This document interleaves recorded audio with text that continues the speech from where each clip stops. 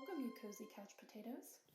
Hello and welcome back to my Cozy Couch Potatoes. This is Spikes Rex Studios, the Cozy Couch, and we are continuing Goosebumps, Say Cheese and Die with Chapter 14. Let's dive in.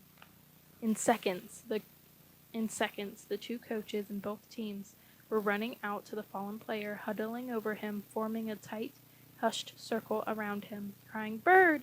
Bird!" Sherry leapt off the bleachers and began running to the circle of horrified onlookers.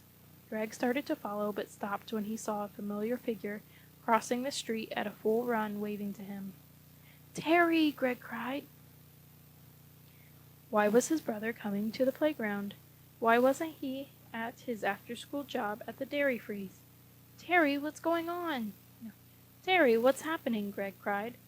Terry stopped, gasping for breath, sweat pouring down his bright red forehead. "I ran all the way here," he managed to utter. "Terry, what's wrong?" A sick feeling crept up from Greg's stomach. As Terry approached, his face held the same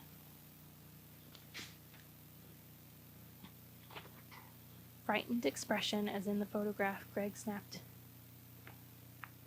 had snapped of him. Same frightened expression, with the same house behind him across the street.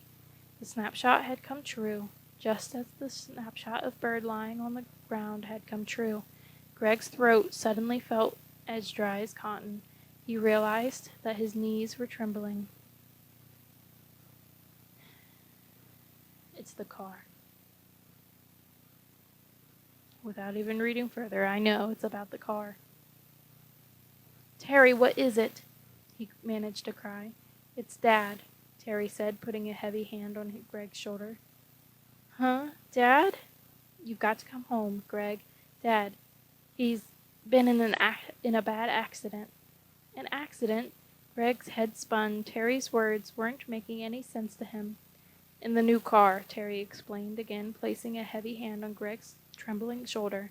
"The new car is totaled, completely totaled." "Oh," Greg gasped, feeling weak. Terry squeezed his shoulder. "Come on, hurry."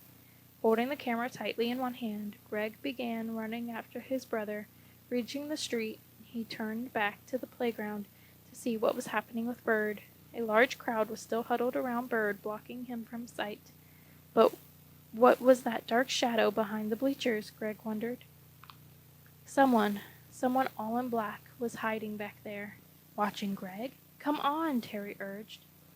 Greg stared hard at the bleachers. The dark figure pulled back out of sight. "Come on, Greg!" "I'm coming," Greg shouted, and followed his brother toward home.